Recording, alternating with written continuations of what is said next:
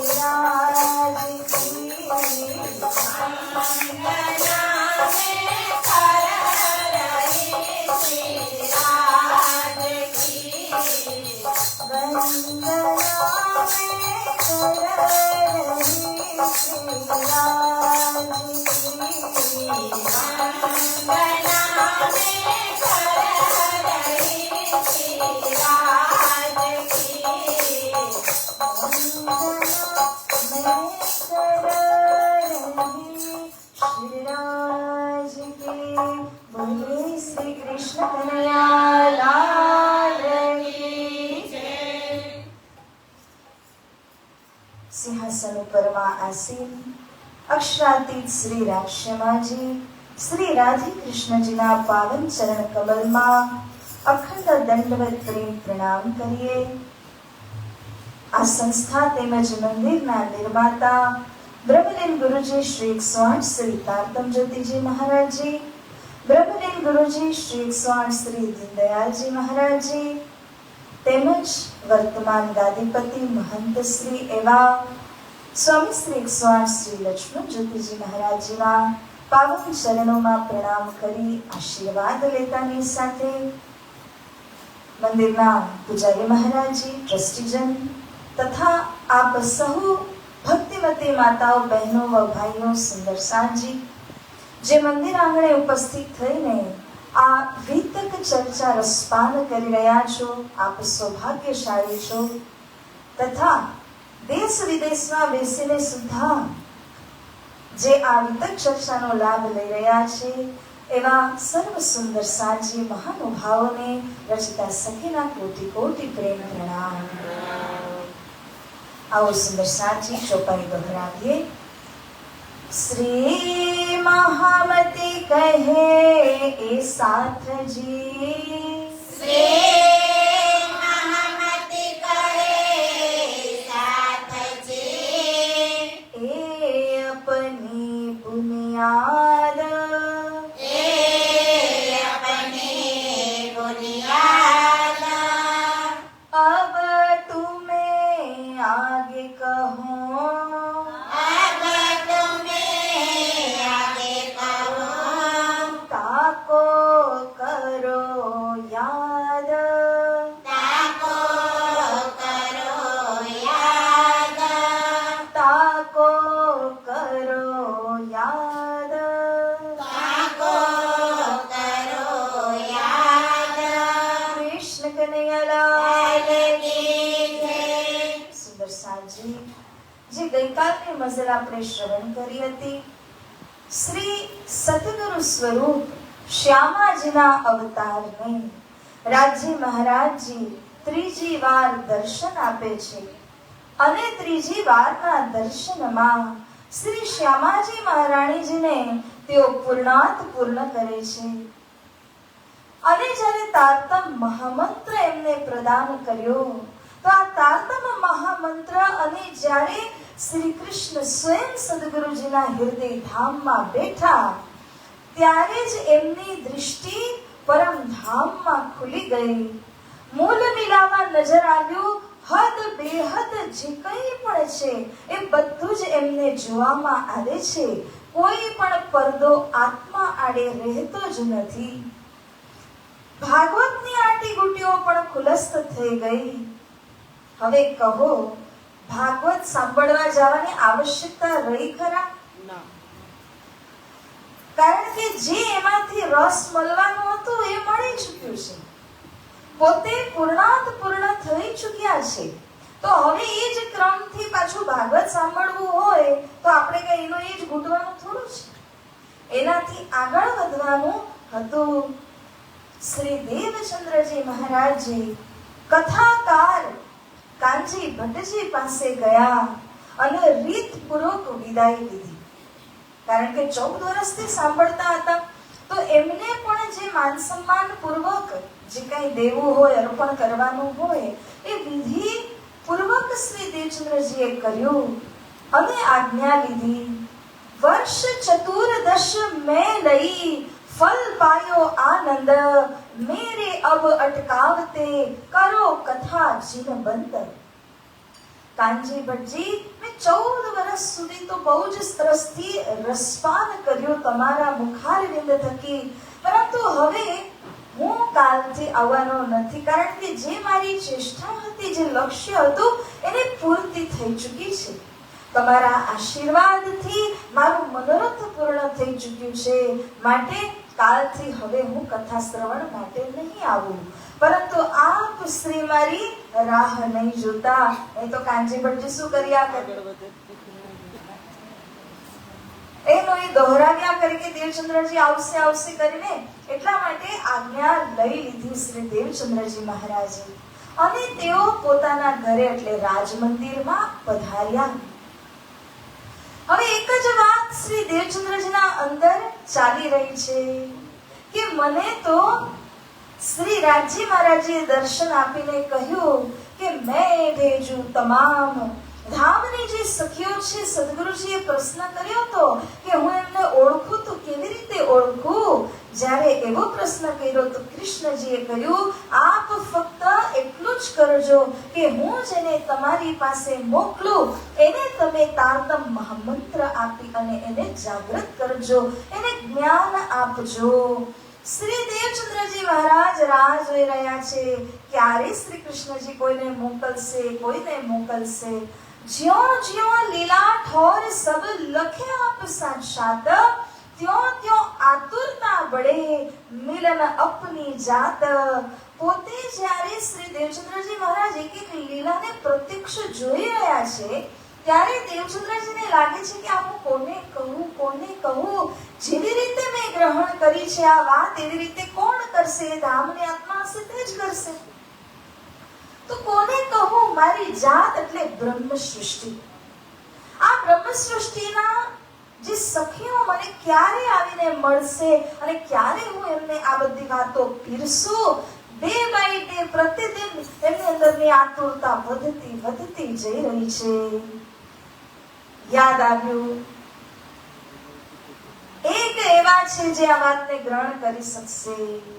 કોણ હતા? પાઈ ગૃહતી ખબર તહા, ગયો પોત ચડી કાહી. ગાંધીભાઈની યાદ આવી કે હું એમને તો વાત કરી શકું છું, એ તો વિશ્વસ્ત માણસ છે. ગાંધીભાઈના ઘરે સંદેશ મોકલ્યા કે દેવચંદ્રજી તત્કાલ બોલાવી રહ્યા છે. પરંતુ ખબર પડી કે ગાંધીભાઈ વ્યાપાર કરવાના માટે અરબ ગયા હતા. પોત ચડી, પોત એટલે કે નાવ, નાવમાં ચડીને અરબ દેશ પહોંચવાની એમની તૈયારી છે. એમ કરીને ખબર મળી ઘરમાંથી. તો શ્રી દેવચંદ્રજી કહે છે હવે શું કરું? ગાંધીભાઈ પણ નથી, અત્યારે ઇંતજાર કરી રહ્યા હતા. મનમાં લાગે છે કે ક્યારે ગાંધીભાઈ પાછા આવે અને ક્યારે હું એમને આ વાત કરું. અને બરાબર એ દરમિયાન એક નાઈ આવે છે, વાણંદ આવે છે. વાણંદ આવી અને દેવચંદ્રજીના પાસે જ્યારે આવ્યો તો શ્રી દેવચંદ્રજીએ જોયું કે આ વાણંદ અલગ જ પ્રકારનો છે. બધા આવા હોતા નથી. હાથેથી પણ કામ કરતો જાય છે અને મોઢેથી પ્રભુના ગુણગાન પણ કરતો જાય છે. એક સેકન્ડ માટે પણ બેસતો નથી. ખાલી એને એટલું બધું છે ભગવાનનું ચિંતન કરું, ભજન કરું. આ તો કંઈક સંયોમાં નથી ને. એવો વિચાર શ્રી દેવચંદ્રજી મહારાજના અંદર આવે છે. શૌર કર્મ, શૌર એટલે મુંડન આદિ વાળ કાપવાનું જે કામ, શૌર કર્મ. शौर कर्म को एक दिन सेन भक्त को वंश. सेन भक्त ની અંદર આ નાઈ આનંદ હતા આયો ચલી તાસો કહત આતમ તત્વ સદંશ. શ્રી દેવચંદ્રજીએ વિચાર કર્યો, ગાંધીભાઈ પણ નથી, બીજા પણ કોઈ નથી, હવે હું આ વાણંદને સમજાવું. તો એને કહ્યું, ભાઈ તમે કેટલા પૈસા કમાવો છો દરરોજ? પૈસા 4 રોજ કરી. તો કહે છે કે હું 4 પૈસા ડેઈલી કમાવું છું. શ્રી દેવચંદ્રજી મહારાજીએ કહ્યું કે અચ્છા ભાઈ સાંભળ, અગર હું તને રોજે રોજના 4 પૈસા આપી દઉં અને હું તને કહું કે તું બેસીને ભગવાનની કથા મારી પાસે સાંભળ, તો તું સાંભળીશ? તો પાછું પૂછ્યું, શું? કારણ કે નવાઈ તો લાગે ને, કથા એ સંભળાવે પૈસા આપણને આપે તો કેવું સરસ લાગે. કથા સાંભળો અને પૈસા મળે, કેવું સારું. તો બહુ જ નવાઈ લાગી નાઈને અને પૂછ્યું. તો કહે છે કે હું તને પૈસા 4 પૈસા તારી જે દૈનિક કમાઈ છે હું આપી દઈશ. સવારથી લઈને સાંજ સુધી બેસવાનું, કથા સાંભળવાની. તો એને લાગ્યું મારા તો 2 હાથમાં લાડવા, કેવું સારું. એટલે એને તો હા પાડી, અચ્છા કાલથી આવી જજે, હા સમયસર. અને જેમ જ આવ્યો તો શ્રી દેવચંદ્રજી મહારાજજીને કથા શ્રવણ કરાવવાનું શરૂ કર્યું. પરમધામ શ્રી પરમધામ 50 કરોડ યોજનની લંબાઈ પહોળાઈમાં મધ્યમાં રંગમહલ આવ્યું છે, બ્રહ્મધામ જેને કહે છે. ને આ બ્રહ્મધામ એક ભૂંભરના ઊંચા ચબૂતરા ઉપર આવેલું છે. ચબૂતરાની ઉપર 9 ભોમ બનેલી છે. પહેલી, બીજીમાં, ત્રીજીમાં આ છે કરીને 10મી આકાશી સુધી પહોંચાડ્યા. અને દિવસ પૂરો થયો ત્યારે શ્રી સદગુરુજી એમને 4 પૈસા આપીને રવાના કર્યા. બીજા દિવસે આવ્યો તો એનાથી આગળ ચર્ચામાં લઈ ગયા અને પછી રંગમહલને પરિક્રમા કરાવી.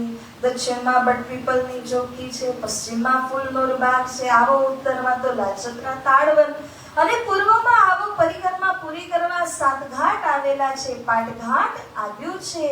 એમ કરી અને એક પૂરી પરિક્રમા કરાવી. દિવસ પૂરો, 4 પૈસા આજે બી મળી ગયા, રાજી રાજી. ફરી જ્યારે આવે છે ત્રીજા દિવસે તો એનાથી આગળ સમજાવવા લાગ્યા. અને બીજી પરિક્રમા તો કઠિન, ભોજકોસર આવે, કુકરાજ આવે અને એનાથી વળી હજુ આગળ જાઓ તો ઝવેરોની નહેર કે માનિક પહાડ, ચોથી પરિક્રમા. એ તો સાંભળવું પણ કઠિન છે. અને એવી વાતો જ્યારે સદગુરુજીના મુખારવિંદમાંથી સાંભળી તો એના બસની બહાર જતું રહ્યું. અને એ વાણંદ કહે છે કે મને આવી રીતે 4 પૈસા નથી જોતા, હું મારા હાથેથી મહેનત કરીને કમાવી લઈશ. પરંતુ આવી બધી ચર્ચા સાંભળું, 12,000 હવેલી, 12,000 ચબૂતરા, 12,000 ગોળ હવેલી, 12,000 ચોરસ હવેલી, દરેક હવેલીની અંદર પાછા જાઓ તો 12,000 હવેલીઓ આવેલી છે. એમાંથી એકમાં જાઓ તો 12,000 મંદિર, એમાંથી એક મંદિરમાં જાઓ 12,000 કોઠરી. ઓહો, અતિ થઈ ગયું. અને નાઈએ મૂકી દીધું, હવે મારાથી સંભળાતું પણ નથી એમ કરીને જતો રહ્યો. શ્રી દેવચંદ્રજી મહારાજ વિચાર કરે છે, અચ્છા આ તો એમાં હતું જ નહીં, કદાચ એટલા માટે સાંભળી પણ ન શક્યો. એમ કરીને શ્રી દેવચંદ્રજીને જવા દીધો. અને ત્યાર પછી ફરી ગામજીભાઈના માટે પ્રતીક્ષા કરવા લાગ્યા. અને વિતકકાર કહી રહ્યા છે, આ બ્રજભૂષણ મહારાજની વિતકમાં આવ્યું છે, કિસ્સા ગાંગજી શાહ કો તબલદ બીત્યો જોઈ, સુનો હકીકત તૌન અબ ગ્રહી કછુક મેં સોઈ. આ સમયે દેવચંદ્રજી મહારાજનું ચિંતન ફક્ત ગાંગજીભાઈના તરફ જ હતું. નિરંતર એમની યાદ આવી રહી હતી. અને ગાંગજીભાઈ હતા નાવમાં.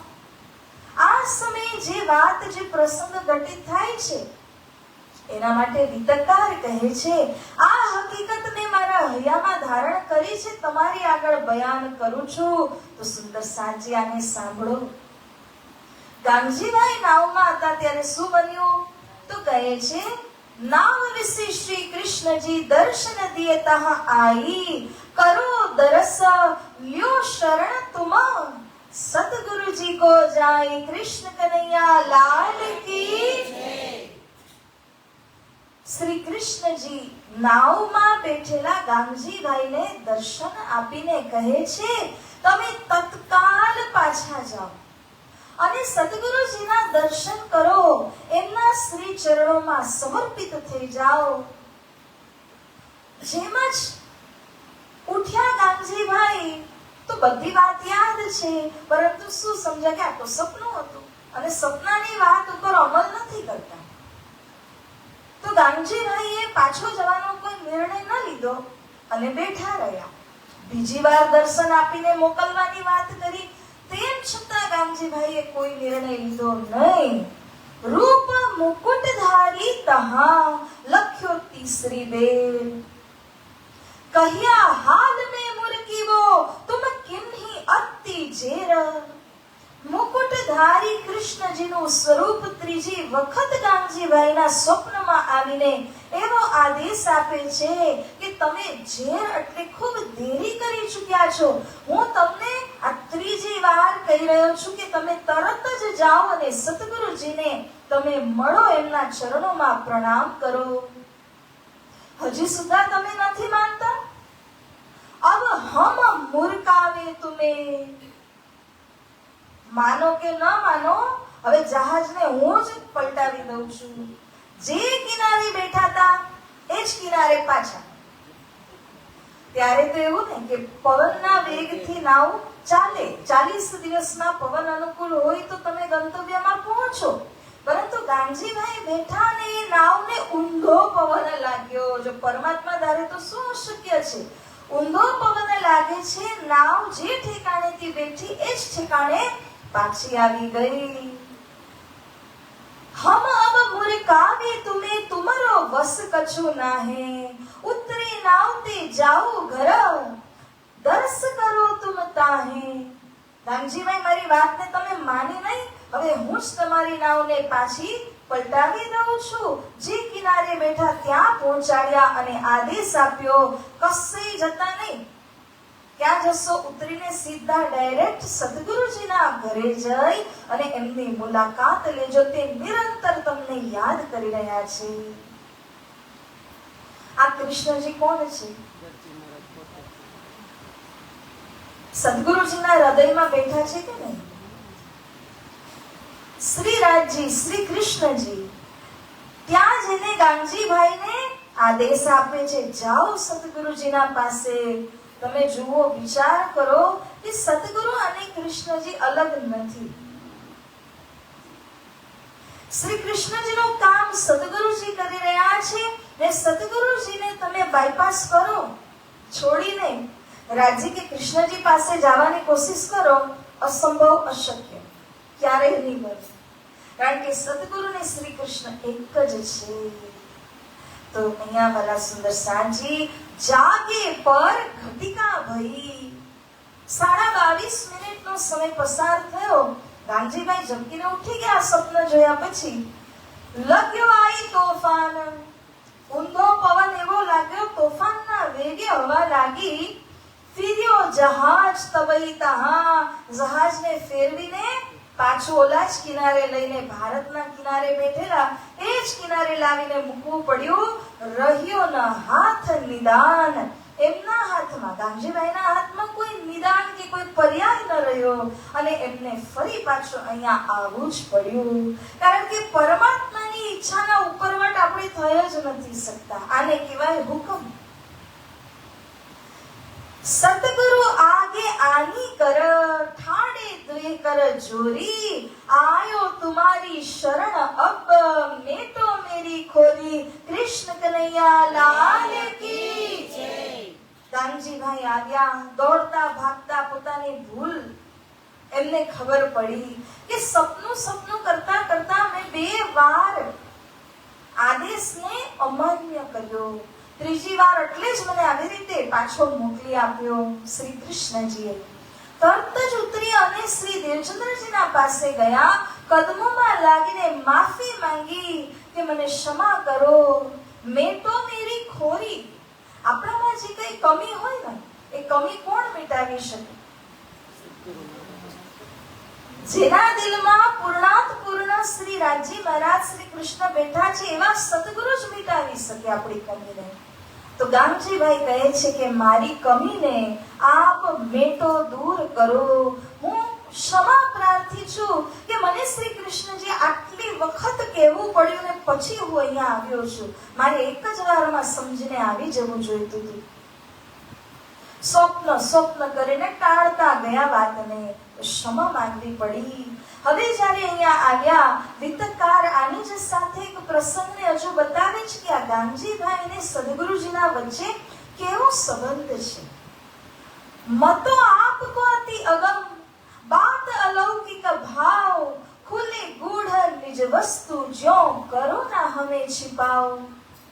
ગામજીભાઈ કથા શ્રવણ વખતે જે દિવસે એકાદશી દેવીના પ્રશ્નને શ્રી દેવચંદ્રજી મહારાજીએ પોતાના વિવેચન થકી ખુલાસો કર્યો, ત્યારે જ ગામજીભાઈ એમને કહ્યું હતું કે આપની પાસે અલૌકિક મતિ છે, અલૌકિક સમજ છે, અને જેના લીધે આપના અંદર એવા રહસ્ય ઉજાગર થઈ જાય છે જે રહસ્ય તમે મારી આગળ પણ ખુલાસો કરો. આ વાત કરી ત્યારે એક પ્રસંગ બને છે, કારણ કે વારંવાર એ લોકો ચર્ચાની ચર્ચા કરતા જ રહે છે. અને એક દિવસ એવો પ્રસંગ થયો કે શ્રી દેવચંદ્રજી અને ગામજીભાઈ કોઈ એક વિષય મુદ્દા ઉપર ચર્ચાની ચર્ચા કરી રહ્યા હતા અને શરીરની સુધ કે સાન ન રહી. અમે ક્યાં ઊભા છીએ, કેટલા કલાક થઈ ગયા, કશું જ યાદ નથી. એમ કહો ટોપિક એટલું ગહેરાઈનું હતું, વાત એવી હતી ગહેરી કે બંને જણા ભૂલી ગયા કે અમે ક્યાં ઊભા છે અને કેટલા કલાકથી ઊભા છે. જ્યારે કોઈએ આવીને ટોક્યા ત્યારે જ ખબર પડી. તે કિસ્સો અહીંયા બતાવે છે. એક દિવસ જ્યારે બંને રસ્તામાં ઊભા છે કે પનિહારની ત્યાંથી ગઈ પાણી ભરવા માટે અને જોયું કે બે જણા વાતો કરે છે. પાણી ભરીને ઘરે ગઈ, ઘરે જઈને કામો પતાવ્યા, પાણી પૂરું થઈ ગયું તો ફરી ભરવા માટે આવી અને જ્યારે રિટર્ન આવી તો જોયું ને તે જેમના તેમ જ ઊભા હતા. તો પોતે વિચારે છે આ બેને ખબર છે કે નહીં કેટલો સમય થઈ ગયો, મારું તો ઘરનું કામ પતી ગયું અને પાણી પૂરું થઈ ગયું, હું લેવાય આવી ગઈ, પરંતુ આ લોકોને બિલકુલ ખબર નથી. તો જે પનિહારની હતી જોઈ રહી છે, આશ્ચર્ય માની રહી છે, પરંતુ હજી કઈ બોલી નહીં. પાછી પાણી ભરીને ઘરે ગઈ, કેટલાય કામો કર્યા અને પાછું પાણી ખૂટ્યું ને ત્યારે વળી જ્યારે પાણી ભરવા માટે પાછી આવી, હવે તો રહેવાયું નહીં બિચારીથી, એના પગ દુખી ગયા અને બોલી ગઈ, એ ભાઈ तुम बैठ के क्यों ना बातें करो बनाए, कब के तुम ठाड़े हो हम तीन बेर फिर आए, कृष्ण कन्हैया लाल की. અરે ભાઈઓ બેસીને વાત કરો ને, જે કરો ભલે કરો, એક જગ્યાએ સારી જગ્યામાં બેસો, વાતો કરો, કારણ કે તમને ઠાડા એટલે ઊભા જોતા જોતા મારા પગ દુખી ગયા. આટલું કામ મેં પતાવ્યો, હજી તમે એમને ઊભા છો, તમે શું વાતો કરી રહ્યા છો? જ્યારે એને વાત કરીને ત્યારે બંને ઝબકીને જાગી ગયા. તમે જોજો આ વાત કે ક્યારે પણ તમે અધ્યાત્મ જ્ઞાનમાં કોઈ પ્રસંગ એવો આવી જાય ને ગહેરાઈમાં ઉતરી જાઓ ને, પછી સમય શું છે કે કશું જ યાદ નથી આવતું. ઓછું જ બને, ભાગ્યે જ બને, પરંતુ જ્યારે બને ને તો શરીર ક્યાં ઊભું છે, બેઠું છે, સૂતું છે, ઊભું છે, કશું જ ખબર ના હોય. શરીરની સુધ આપણા અંદરમાં રહેતી જ નથી. એવી રીતે આ બંને એટલા ઊંડાણમાં ઉતરી ગયા હતા. આ પ્રસંગ એટલા માટે વર્ણન આવે છે કે ગામજીભાઈ શ્રી દેવચંદ્રજી મહારાજની દ્રષ્ટિમાં કેટલા પાત્ર છે, કેટલા જચેલા છે કે વારવાર સદગુરુજીએ ગામજીભાઈને જ યાદ કર્યા. કેમ આટલા શ્રોતાઓ હતા, કેટલા લોકો સાથે પરિચય હશે 14 વર્ષમાં, પરંતુ કોઈને નહીં ને ગામજીભાઈને જ કેમ યાદ કર્યા? કારણ કે ગામજીભાઈ કો દેખા વસ્તુ કા પૂરા પાત્ર, પૂર્ણ પાત્ર તરીકે ઓળખીને ગામજીભાઈને શ્રી દેવચંદ્રજીએ યાદ કર્યા. પણ હવે જ્યારે ગામજીભાઈ આવ્યા તો કહ્યું એમને કે રંગમહલ આવ્યું છે, 50 કરોડ યોજન લંબાઈ પહોળાઈ પરમધામની વચ્ચોવચ. પુખરાજ ને માનિકપાળ ને હોજકોસરની વાતો કરી. શું કરી? કઈ વાત કરી એમને? એકાદશી દેવી,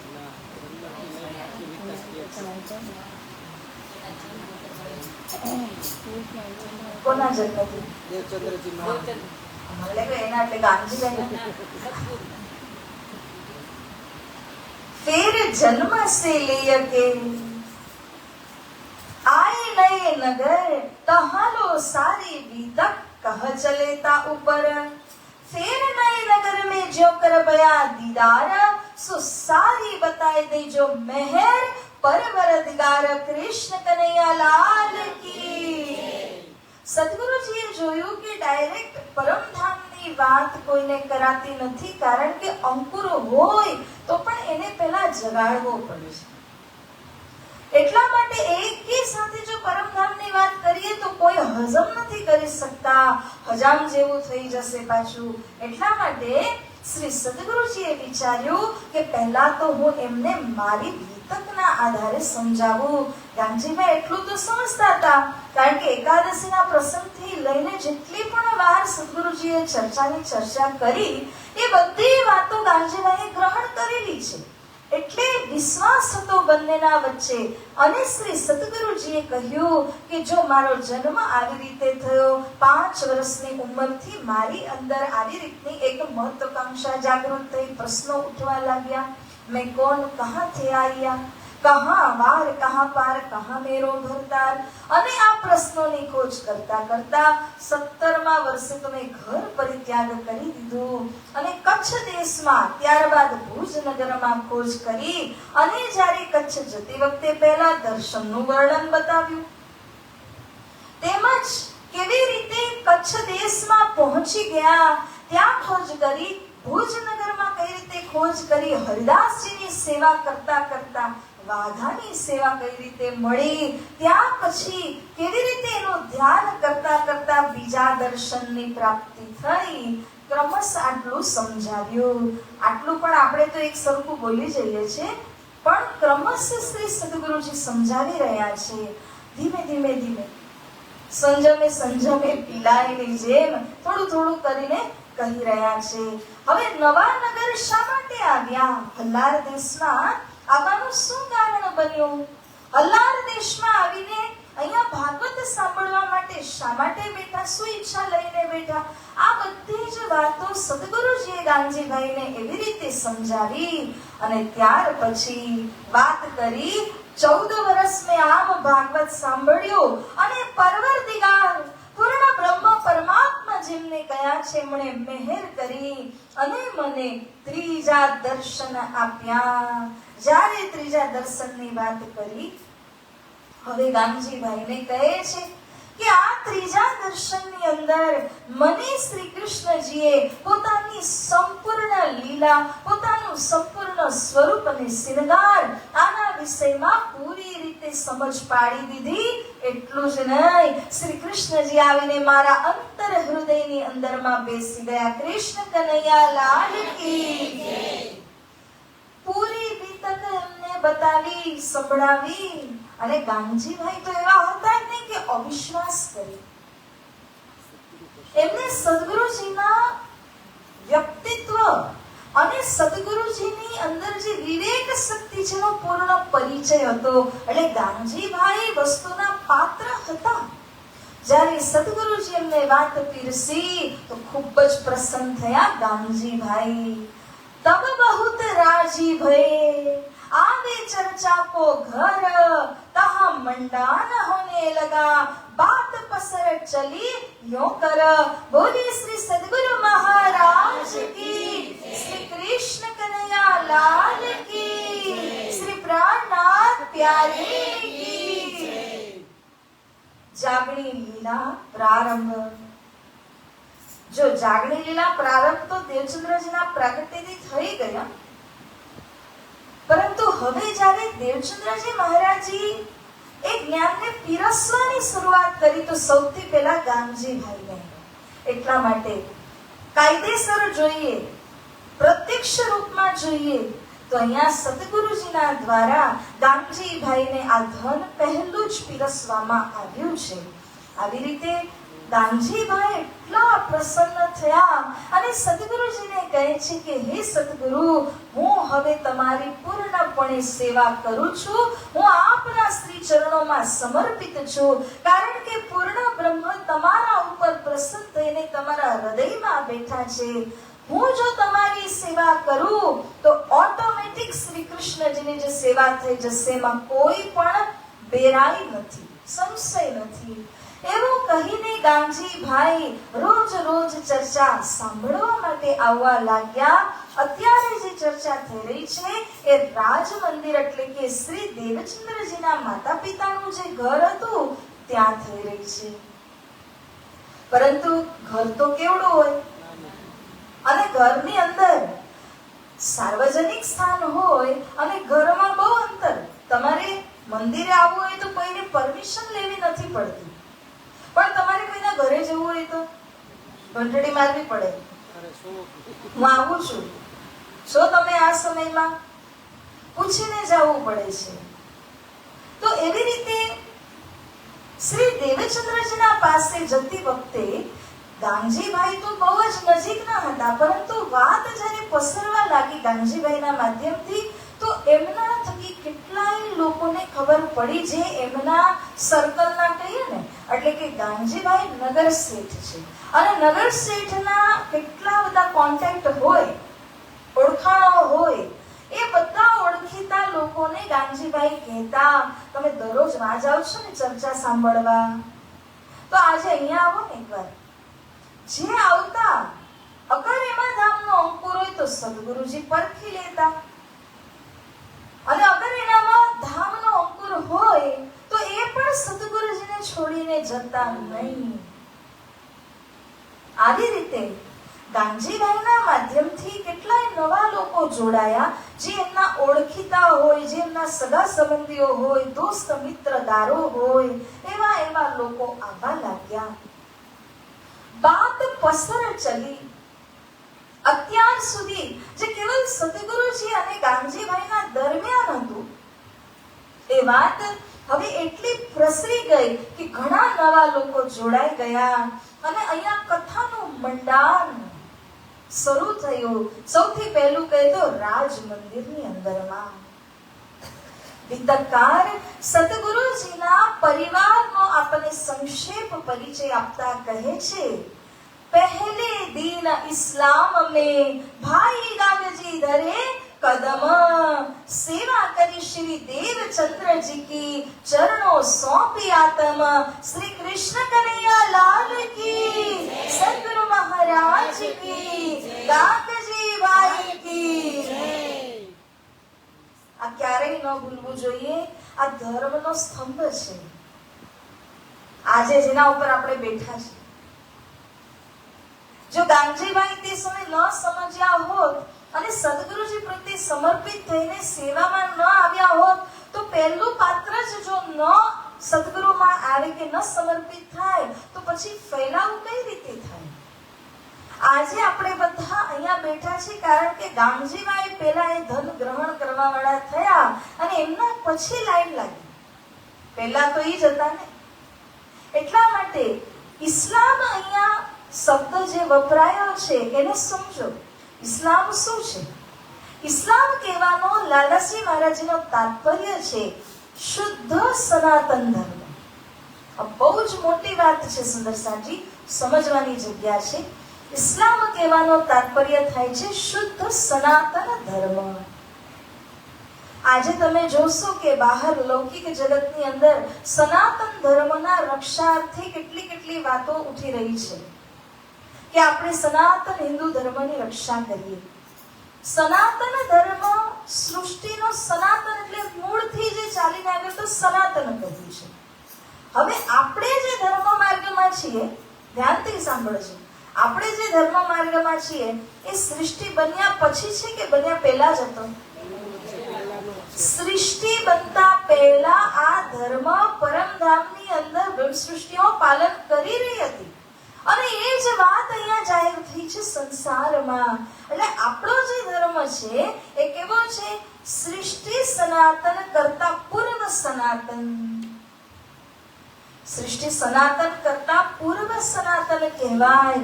એટલા માટે એને કહ્યું છે શુદ્ધ સનાતન.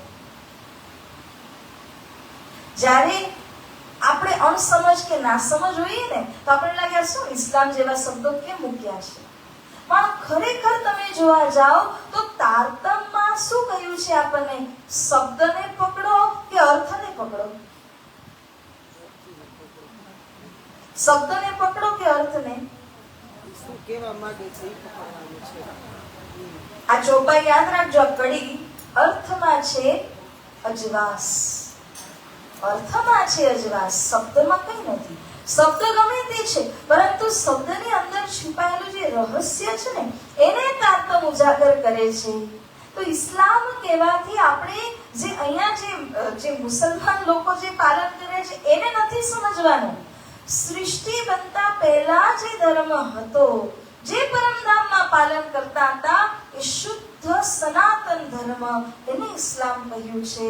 તો એ જ્યારે ધર્મ અહીંયા પ્રગટ થયો આ ધરતીના ઉપરમાં, સદગુરુજી મહારાજજી દ્વારા પ્રગટ થયો અને પહેલા અનુયાયી બને છે ગાંગજીભાઈ.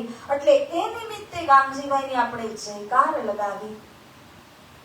કારણ કે સદગુરુજીને જેમણે બધી રીતે સહાય કરી, તન મન ધન આત્માને સમર્પિત કરી દીધી, એવા પહેલા સુંદર સાત બન્યા છે ગાંગજીભાઈ. પહેલી વાર અગર કોઈએ નિજનામ મહામંત્રને પૂર્ણ શ્રદ્ધા પૂર્ણ વિશ્વાસથી ગ્રહણ કર્યો તો ગાંગજીભાઈએ કર્યો છે. એટલા માટે એમને શુદ્ધ સનાતન ધર્મના પહેલા અનુયાયી તરીકે આપણે ઓળખીએ છીએ. સેવા કરી શ્રી દેવચંદ્રજી કી, કોઈ કમી નથી રાખી. એમણે હર પ્રકારથી શ્રી દેવચંદ્રજી મહારાજની સેવા કરી. ન કેવલ દેવચંદ્રજીની, જે સાથ આવતા ગયા એની પાછળ તો એટલી મહેનત અને એટલી સેવા કરી ગાંગજીભાઈએ કે પ્રાણનાજી કહે છે ધન ધન ધન બાઈ કો અવતાર, બેહુ પીરી હુએ ધન ધન, સંસારમાં તે પરમધામમાં. બંને જગ્યા પર એ ધનબાઈ જેમની પરાત્માનું નામ છે એ ધન્ય ધન્ય બન્યા. બીજા ધનબાઈ શ્રી મહારાજના માતોશ્રીને પણ કહ્યા છે, પરંતુ એમનું નામ પરમધામની લિસ્ટમાં નથી. એમની કોખ ધન્ય ધન્ય છે કે એમણે શ્રી મહારાજના પ્રગટનમાં નિમિત્ત બન્યા. પરંતુ આ જે ધનબાઈ છે એ તો પરમધામના હોવાના કારણે ત્યાં પણ એમની પરાત્મા છે અને અહીં આગળ પણ એમનું શરીર છે.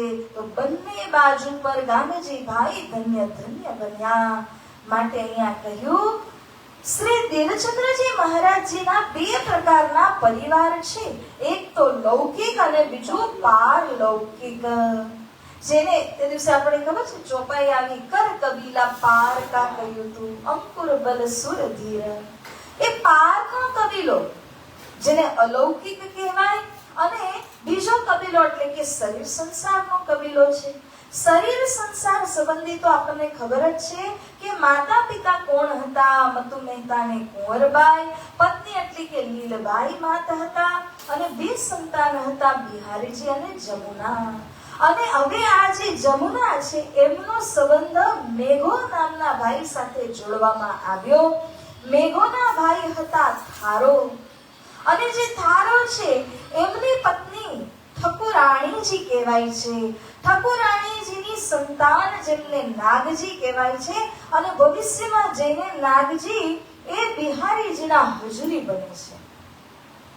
આવી રીતે એમનો લૌકિક કબીલો કહ્યો છે. કોનો? દેવચંદ્રજીનો.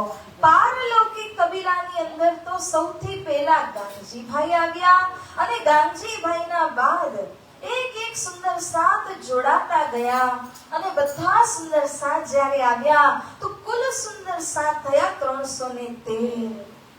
સૌથી પ્રમુખ શિષ્ય કહીએ તો શ્રી મહારાજ ઠાકુર, અને એવી રીતે સદગુરુજીના અત્યંત વિશ્વસ્તમાં નાથા જોશીનું પણ નામ આવે છે, છઠ્ઠાનગરના, અને જેમની સાથે પહેલાનો પરિચય હતો એવા હરિદાસજી.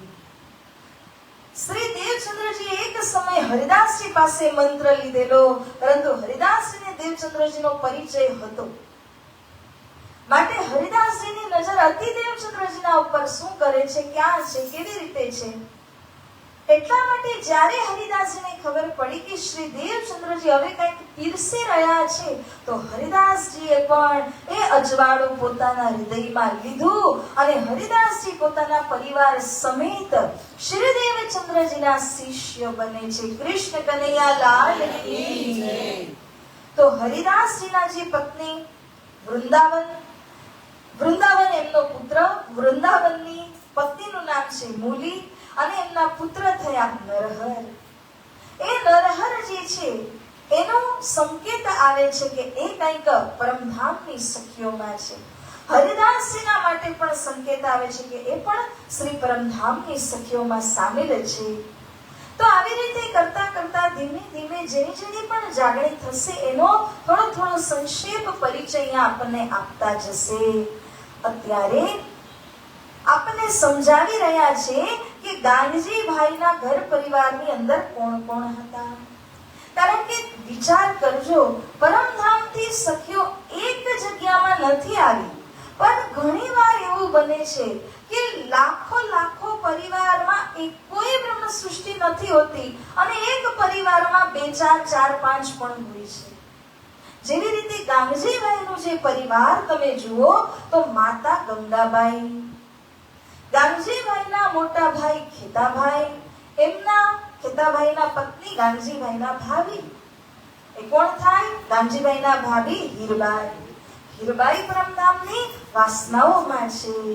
પરંતુ જે ગાંગજીભાઈના પોતાના પત્ની છે ભાનબાઈ, તે પરમધામના સખીઓમાં નથી અને ન તો ગાંગજીભાઈના બંને પુત્ર એ પણ નથી હોતા. કારણ કે એ લોકો જે દેવચંદ્રજી મહારાજની સેવા કરે છે એ ફક્ત એટલા માટે કે અમારા પિતાજી કરી રહ્યા છે ને, હવે પિતાજીની સામે જો આપણે સેવા ન કરીએ તો પિતાજી તો નારાજ થાય. એટલા માટે એમને દેખાડવા માટે જ શ્યામજી માનજી બંને પુત્ર ગાંગજીભાઈના એ પણ શ્રી દેવચંદ્રજી મહારાજની સેવામાં રહે છે, પરંતુ સખીઓમાં નથી. ગાંગજીભાઈના મોટા બેન એટલે કે બાલબાઈ એ પણ પરમધામની સખીઓના અંદરમાં છે. અને એવી જ રીતના કહો તો માનજી જે હતા એમના પુત્ર છે જેમનું નામ છે સુખબાઈની વાસના. ઘરે બીજા એક રહે છે જેનું નામ છે જશોદા. એને પણ શ્રી સતગુરુજીનો પરિચય પ્રાપ્ત કર્યો છે. મોટા ભાઈ ખેતાભાઈ એ તો કેટલાય વર્ષોથી અરબની અંદર હતા, એમને સદગુરુજીના દર્શનનો લાભ પણ ન મળ્યો, બીજું તો બાજુએ રહ્યું. પરંતુ એમના પત્ની અને એમની સુપુત્રી છે, એ સુપુત્રીને પણ સદગુરુજીની પહેચાન થઈ. તો આવી રીતે ઘણા ગાંગજીભાઈના ઘરના અંદરના સદસ્યોને સદગુરુજીની પહેચાન પણ થઈ, વાકેફ થઈને સમર્પિત પણ થયા. લાલદાસજી મહારાજ અહીંયા વર્ણન કરે છે, સમય શ્રી દેવચંદ્રજી ચર્ચા કરતે જબ, इत काहू को बोलने की ताकत ना रहवे तब. ધની શ્રી દેવચંદ્રજીની ચર્ચામાં કોઈ પણ એક શબ્દ બોલે એવી કોઈના અંદર તાકાત ન હતી, કારણ કે સતગુરુજીનું પૂર્ણ ધ્યાન ચર્ચામાં કેન્દ્રિત હતું. અને અગર કોઈ કંઈ પણ કહે તો તરત જ બધાને ખબર પડે, કારણ કે એટલું સાયલન્સ છે, એટલે શાંતિનું વાતાવરણ બનેલું છે કે તરત જ કોઈ શબ્દ કહે તો ખબર પડી જાય. એટલા માટે ડિસ્ટર્બ ન થાય ને કરીને કોઈ પણ એક શબ્દ બોલવાની તાકાત ધરાવતા નથી. બીજું કે સતગુરુજી જે વર્ણન કરે છે એ વર્ણનમાં અંદર સુંદર સાતની સુરતા પોરવાઈ જાય છે. વક્તાની અંદરની જે શક્તિ છે બહુ જ મોટી વસ્તુ છે. વક્તાનું ધ્યાન એકાગ્ર હોય તો એ જ રસ શ્રોતાઓમાં ઓટોમેટિક ફેલાઈ જાય. વક્તાનું ચિત્ત એકાગ્ર ન હોય, કરવા કતર કરતા હોય તો શ્રોતાઓમાં પણ એવો જ મેસેજ જાય ને એવી જ વાઇબ્રેશન જાય છે. જ્યારે કે સદગુરુજી તો સંપૂર્ણ ધ્યાન કેન્દ્રિત કરીને જે મજલનું વર્ણન કરતા ત્યાં એમની સુરતા લાગી જતી. સુંદર સાથને પણ એમ કહું કે જાણે ત્યાંનું પિક્ચર ચાલી રહ્યું હોય, બ્રજલીલા વર્ણન તો બ્રજલીલા દેખાઈ રહ્યું હોય ને એટલું ગહેરાઈથી અનુભવ થતું. भाव काढ़ दिखावही सब चर्चा को रूप वर्णन करे श्री राज को सुंदर रूप अनूप. कृष्ण कन्हैया लाल की श्री सद्गुरु महाराज की जय. વાલા સુંદર સાજી, આ ગ્રંથ ગમે એટલું મોટું હોય કોઈ ફરક નથી પડતો જ્યાં સુધી કે સતગુરુજીના મુખારવિંદમાંથી તમને ભાવ ખબર ન પડે. ભાવ એટલે રહસ્ય. સતગુરુ જ છે જેમણે આનું શબ્દે શબ્દનું મનન મંથન કરીને સાર કાઢીને પરમહંસની ભાંતિ બેઠા છે. અને તમે આવો તો ડાયરેક્ટ તમને શું મળે? સાર મળી જાય. તમારે બેસીને મંથનની મહેનત નથી કરવી પડતી કે આ વસ્તુને આપ મનન કરવા જાઓ ને તો આ જન્મય ઓછો પડી જાય એમ છે. પરંતુ સદગુરુની એવી કૃપા છે કે સદગુરુજી કહે છે કે તમારે કશું જ કરવાનું નથી, ફક્ત તમારે બેસીને ગ્રહણ કરવાનું છે. શ્રી સદગુરુજી એટલો ભાવ રહસ્ય પીરસી રહ્યા છે કે મારા સુંદર સાથ છે. બિચારા ક્યારના માયામાં ભૂલા ભટકેલા ફરી રહ્યા છે. ભાવના જુઓ, કારણ કે શ્યામાજી છે. શ્યામાજીના દિલના ભાવ શું? આ મારા અંગ છે અને મારા અંગ સંસારમાં ભૂલા પડે એવું શ્યામાજી ઈચ્છતા નથી.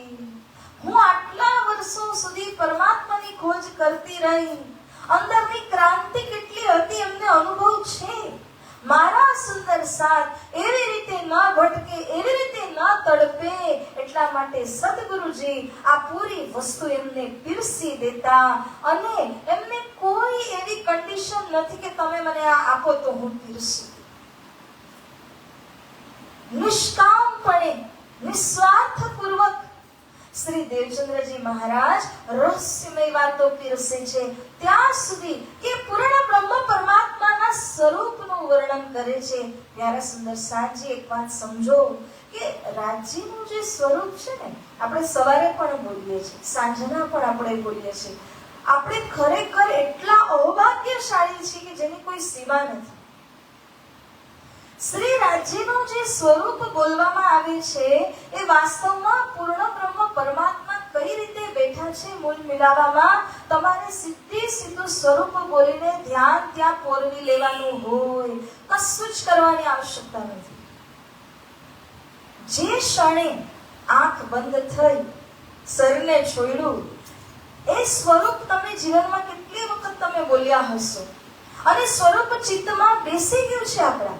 એ જ સ્વરૂપ આપણા નજરો સામે ડાયરેક્ટ આવી જશે. કૃષ્ણ કનૈયા લાલ કી જય. પણ અગર તમને રાજ્યનું સ્વરૂપ ધ્યાનમાં ન આવે તો ધ્યાન ભટકે કે ન ભટકે? પણ એ જ જ્યારે ચિત્તમાં રાજ્યનું સ્વરૂપ આવી ચૂક્યું છે તો કેટલું સરળ થઈ ગયું. તમારે કઈ મહેનત કરવાની આવશ્યકતા નથી. સવાર સાંજનું ફક્ત તમે સ્વરૂપ બોલો.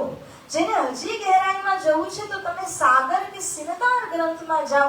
હજી ગહેરાઈમાં સ્વરૂપનું વર્ણન છે. કઈ ન કરો, સવાર સાંજની સેવા પૂજાનું સ્વરૂપ પકડો, બસ એટલું કરો. હૃદયમાં રાજ્ય શ્યામાજીનું સ્વરૂપ અંકિત થઈ જાય. આંખો બંધ થાય, કશું જ યાદ ન આવે, બસ એમનું સ્વરૂપ યાદ આવે, એમના ચરણ કમલ યાદ આવે. એટલું જ લક્ષ્ય રાખી અને સ્વરૂપમાં ધ્યાન કરવું. કેટલું સરળતમ આપણી માટે બનાવી દીધું છે. અહીંયા વિતકાર કહી રહ્યા છે કે સદગુરુજી આંખ બંધ કરીને રાજ્ય મહારાજીના સ્વરૂપનું તદ્દન વર્ણન કરે છે. ધની અને શ્રી ઠકુરાણીજી કેવી રીતે બેઠા છે, કયા પોઝમાં બેઠા છે, કયું સ્વરૂપ ધારણ કર્યું છે, કેવા વાગા વસ્ત્ર, કેવો શૃંગાર એમણે ધારણ કરેલો છે. આ બધી વાતનું વર્ણન કરી અને આપણું ચિત્ત ક્યાં ચોંટાડે? સ્વરૂપમાં. આપણે જ્યારે અહીંયા સ્વરૂપ બોલીએ ને, પારાયણ હોય, પાઠ હોય, સેવા પૂજા હોય, અને આપણે જ્યારે સ્વરૂપ બોલીએ ને, પરમ પૂજ્ય ગુરુજી દીનદયાળજી મહારાજ અમને કહેતા કે રાજ્યનું સ્વરૂપ જ્યારે બોલાતું હોય, જેમ 15મી ઓગસ્ટ 26 જાન્યુઆરીના ઝંડા વંદન થાય તે સમયે આપણે કેમ ઊભા રહીએ? નેશનલ એન્થમ, રાષ્ટ્રીય ગીત જ્યારે બોલાતું હોય ત્યારે આપણે કેવી રીતે ઊભા રહીએ? સ્વરૂપ જ્યારે બોલાય ને તો એવા અટેન્શનથી ઊભું રહેવું જોઈએ. કેમ? કારણ કે રાજ્યના સ્વરૂપનું વર્ણન છે, પૂર્ણ બ્રહ્મ પરમાત્માના સ્વરૂપનું વર્ણન થઈ રહ્યું છે. અને એવા સમયની અંદર આપણું ન કેવલ શરીર સ્થિર, બલકે મન સ્થિર અને આપણું પૂરું ધ્યાન ધણીના સ્વરૂપમાં હોય એવી રીતે આપણે ઊભું રહીને એમનું ધ્યાન કરવાની આવશ્યકતા છે. સ્વરૂપ બોલવાનું મહત્વ એ છે. અને સ્વરૂપ તો ઘણાનું હોઈ શકે, દેવી દેવતાઓનું પણ સ્વરૂપ હોઈ શકે. આ તો સાક્ષાત પૂર્ણ બ્રહ્મ પરમાત્માના સ્વરૂપનું વર્ણન થાય છે. માટે સાથજી બહુ જ આપણે અહોભાગ્યમાં અહોભાગ્યશાળી છીએ કે જેથી કરીને રાજ્ય શ્યામાજીનું સાક્ષાત સ્વરૂપ આપણે બોલીએ છીએ રાત અને દિવસ આટલા સહજતાથી. પણ આપણને પરંપરાગત મળી ગયું હોય અથવા કહો કે ગુરુના આશીર્વાદ દ્વારા, મહેર દ્વારા મળી ગયું હોય ને એટલે કિંમત જાણતાય નથી ને કરતાય નથી. ખરેખર જોવા જાવ તો કેટલાય વર્ષોની તપસ્યા બાદ પણ રાજ્ય શ્યામાજીના સ્વરૂપને કોઈ ઓળખી નથી શકતા, કોઈ ધ્યાન નથી કરી શકતા. જે આપણને આટલા સહજથી સદગુરુજી આપણને આપી રહ્યા છે. અંગ में बड़ो उमंग साथ मिलावन को एक नया कोई जो आवत तो उमंग नमाए अंगमो. સદગુરુજીના હૃદયમાં એવું છે કે એક પણ અગર બ્રહ્મ સૃષ્ટિ આવી અને એમને સદગુરુજીએ જાગૃત કરી અને એ સખીઓના ગ્રુપમાં જોડાય તો એમનાથી વધારે ખુશ કોઈ નહીં મળે. કારણ કે એમના ઉપર જિમ્મેદારી જે ગણી રહ્યા છે, આજે એક આવી, આજે એક આવી, આજે એક આવી, 12,000 પહોંચાડવાની છે વિચાર. તો સદગુરુજીના અંગમાં એટલો ઉમંગ છે કે મારા સાથ આવે અને હું એને ધામની વાણી પીરસું, હું એમને જાગૃત કરું, હું એમનું ધ્યાન રાજ્યના સ્વરૂપમાં કેન્દ્રિત કરું. કેટલો ઉમંગ લઈને શ્રી સદગુરુજી આપણને આ વાતો પીરસી રહ્યા છે કે 400-450 વર્ષ પહેલા પીરસેલી વાત આજે આપણને પ્રત્યક્ષ એવું લાગે કે ધનીજી જ આપણને પીરસી રહ્યા છે. કેટલો આનંદ એમણે આ વાણીની અંદર મૂકીને ગયા છે. ब्रजरास लीला को बड़ो दिखावत गोज, शब्द शाखी शास्त्र सब रहस्य दिखावे कर खोज. જે આપણી સખીઓની બ્રજરાસ લીલા પહેલા ફેરાની વાતો છે એ પહેલો ફેરો પણ સમજાવે છે. ખાલી સમજાવતા નથી હો, બોજ આપે છે, ભાર આપે છે. કેમ? કારણ કે આપણા માટે અત્યંત આવશ્યક છે બ્રજ અને રાસ. જો બ્રજરાસને છોડીને ડાયરેક્ટ પરમધામમાં જવાની કોશિશ કરશો ને તો વેલી પછાડ ખવાશે. કારણ કે દિલ સમર્પિત ન હોય અને પરમધામના કેવલ અંક અને પરમધામની કેવલ વાતો કરવાથી કે મારફતી દરજામાં ડાયરેક્ટ જવાથી સકરવાર થશે નહીં. ક્રમથી જ જવું પડે.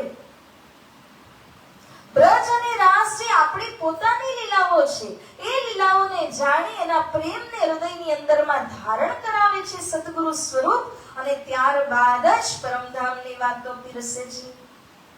માટે સાથજી આજકાલ કારણ કે યુટ્યુબ અને સોશિયલ મીડિયાના જમાનાની અંદર ઘણા વક્તાઓને તમે સાંભળતા હશો. સતર્ક રહેજો.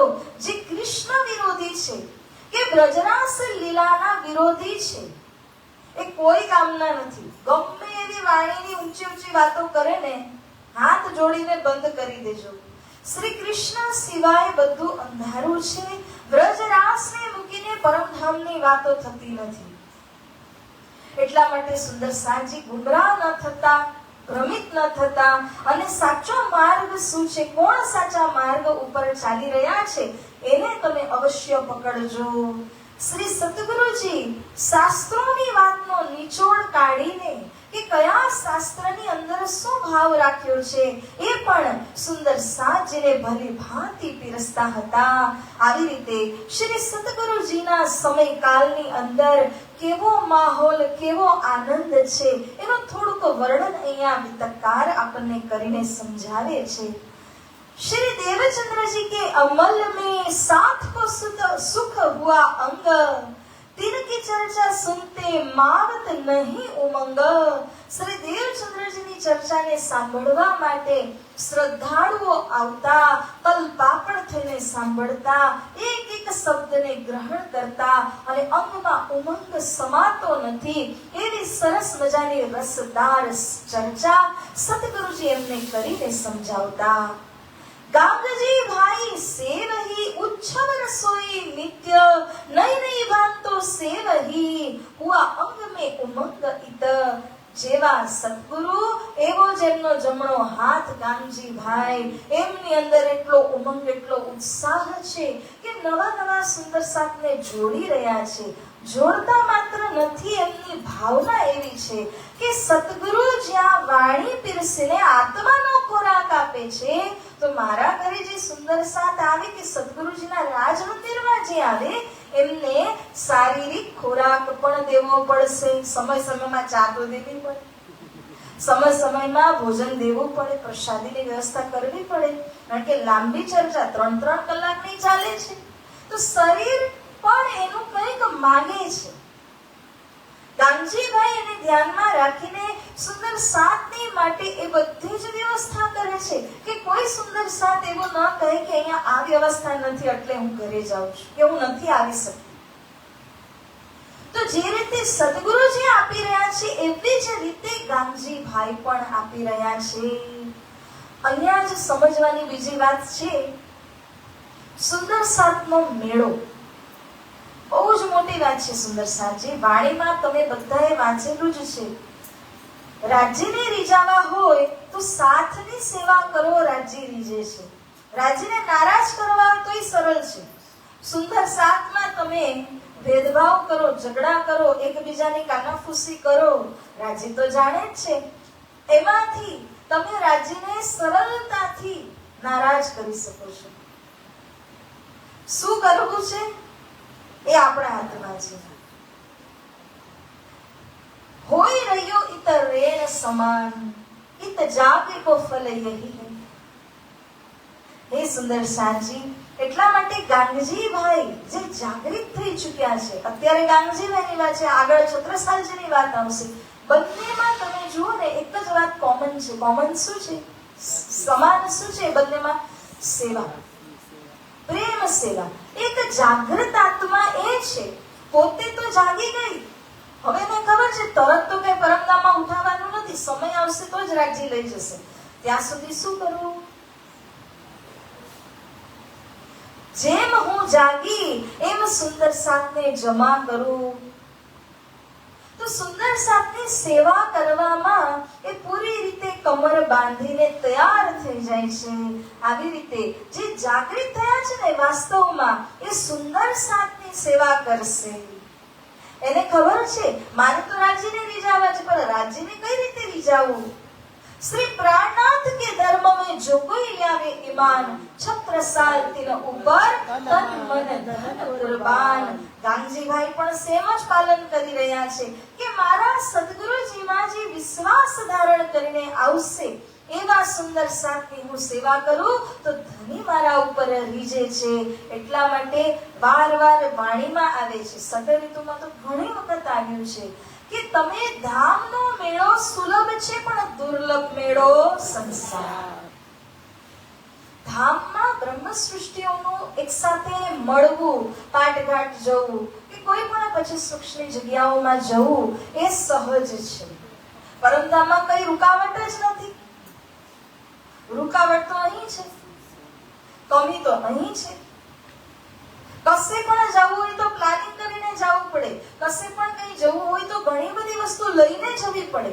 આ મેળો દુર્લભ છે અને આ દુર્લભ મેળાને કરવા માટે ગાંગજીભાઈ ગાંધીજીભાઈ સદગુરુજીની પૂર્ણપણે મદદ કરી રહ્યા છે, આજ્ઞામાં રહી રહ્યા છે. તો જેવી રીતે એક પલંગમાં 4 પાયા હોય એવી રીતે સમજો તો સૌથી મૂળનો પાયો સદગુરુ છે, બીજા નંબરમાં કહીએ તો ગાંધીજીભાઈ છે, ત્રીજો ચોથો બાકી છે. ત્રીજો કોણ? તો જે બાલબાઈ હતા એ મેનેજરની જગ્યામાં છે. કોણ સુંદર સાથ આવે છે, કોણ નથી આવતું, ક્યાંથી આવે છે, કેમ આવે છે, આ બધું સોચ વિચાર કરીને સુંદર સાથને જે કઈ આવશ્યકતા પ્રમાણે દેવું કે એમને કોઈ સુખ સુવિધા દેવી, એ બધું જ કામ બાલબાઈના હસ્તે છે. અને ચોથું, દાનજીભાઈ તો માનો ધન આપી દે પણ ભોજન તો તૈયાર કરવું પડે. એટલા માટે હીરબાઈ માતાનું નામ આવે છે કે ચોથો પાયો એ હીરબાઈ હતા આ સમયમાં, કે સુંદર સાથનો મેળાવડો થાય શક્ય બને એના કારણે હીરબાઈ માતા સરસ મજાની રસોઈ બનાવીને પકવાનો આદિ તૈયાર કરીને એટલા મમતા પૂર્વક સુંદર સાથને આરોગાવતા. વાહ! આ બધા 4 મળે ને તો જ મેળાવડો થઈ શક્યો. કેવલ અધ્યાત્મ જ્ઞાન આપવાથી નથી થતું, પ્રસાદી બી દેવી જ પડે. અને ખાલી પ્રસાદી આપીને અધ્યાત્મ જ્ઞાન ન આપીએ તો બધા એમ કહેશે કે પ્રસાદી તો બીજાય મળે.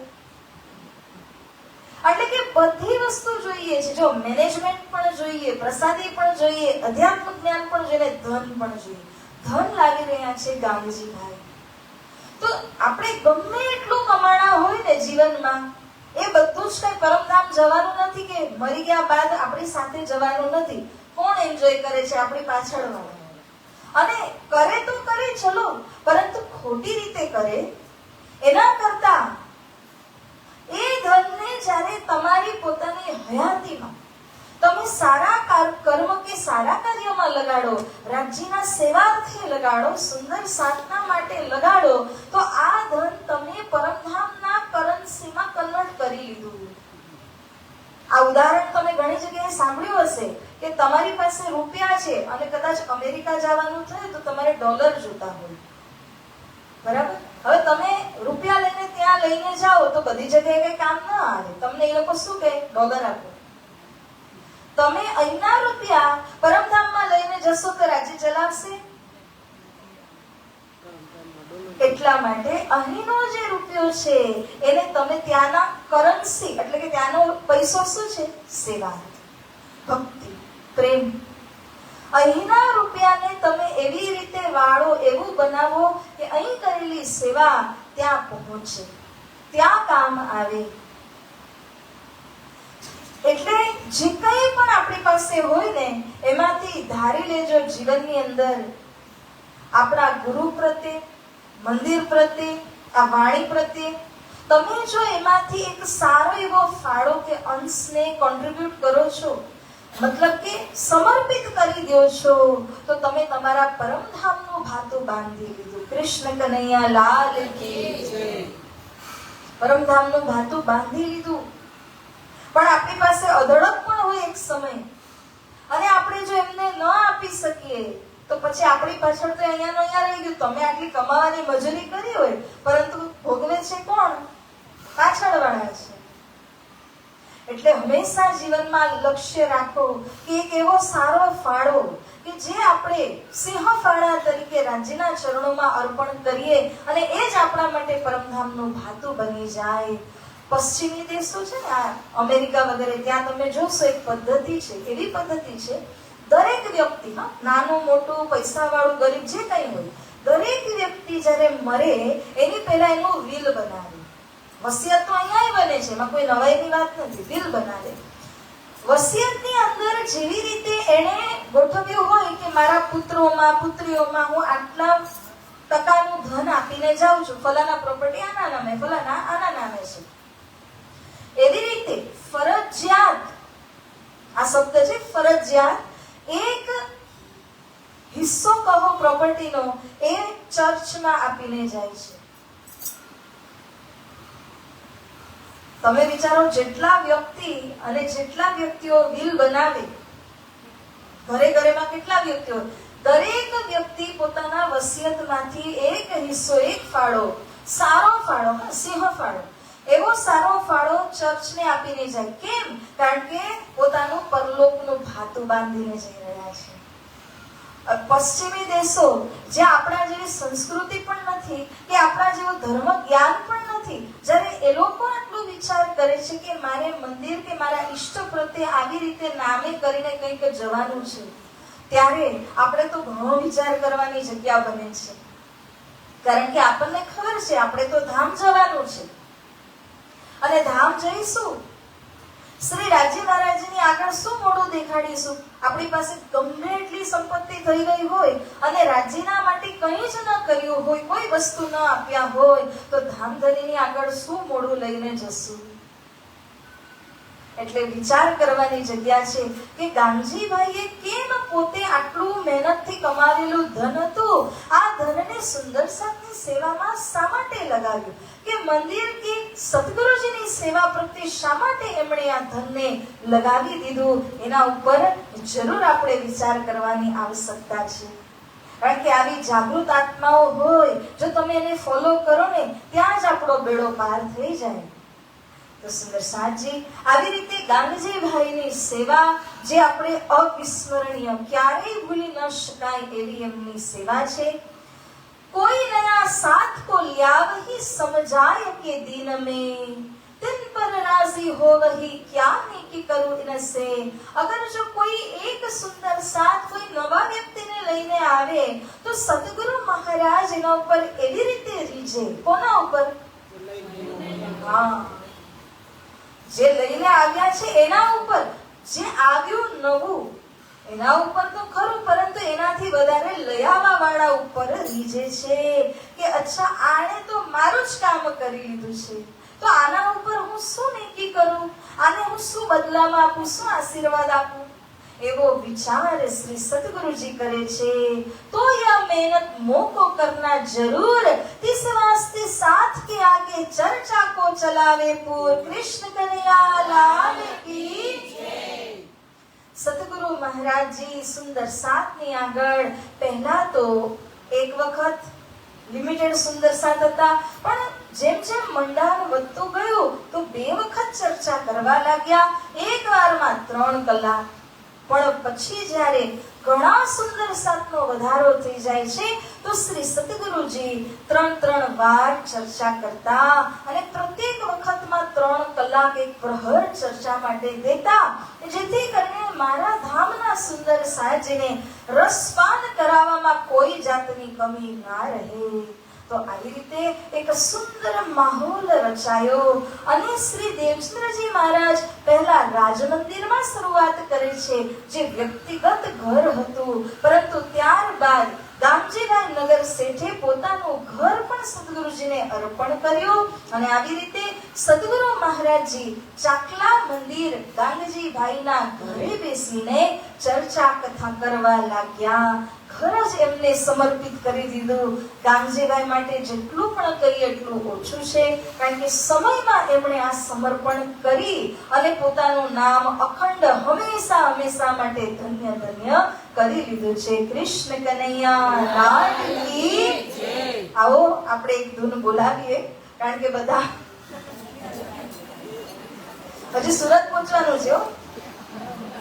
પહોંચવાનું કે નહીં? ભગવાન ને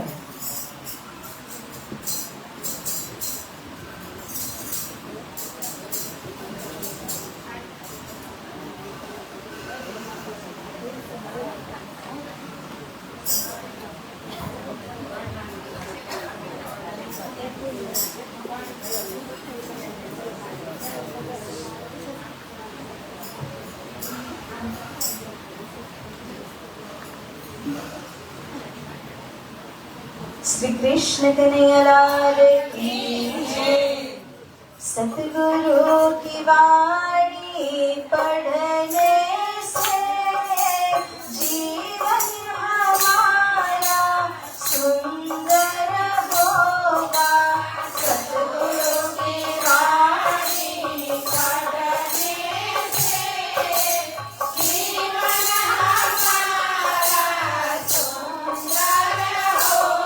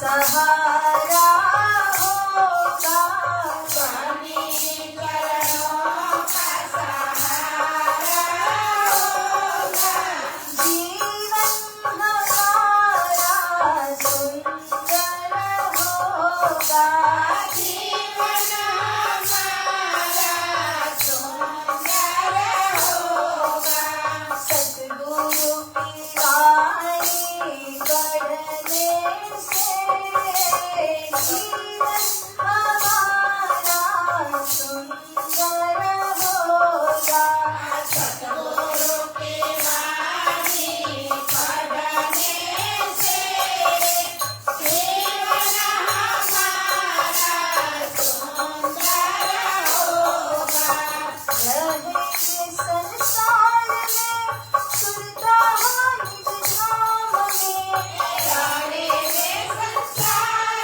में सुरता हो निज धाम में, अपनी पर्यातम से मिलेंगे निज धाम में, अपने आराम से मिलेंगे निज धाम में, मूल मिलावा हमें प्यारा होगा, मोल मिलावा प्यारा होगा, जीवन हमारा सुंदर होगा, जीवन हमारा सुंदर होगा, ओ सतगुरु की वाणी पढ़ने से, सतगुरु की वाणी पढ़ने से जीवन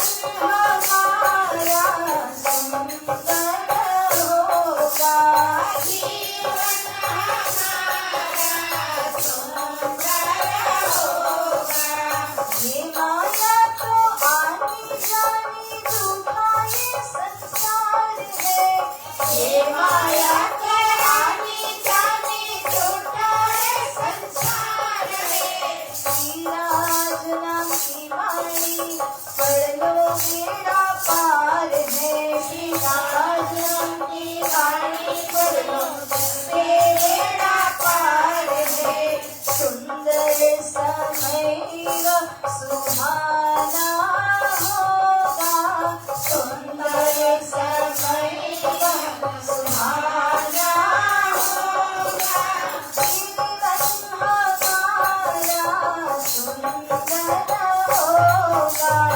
जीवन हमारा सुंदर होगा, सतगुरु की वाणी पढ़ने से, सतगुरु की वाणी पढ़ने से जीवन हमारा सुंदर होगा, जीवन हमारा सुंदर होगा, ओ जीवन हमारा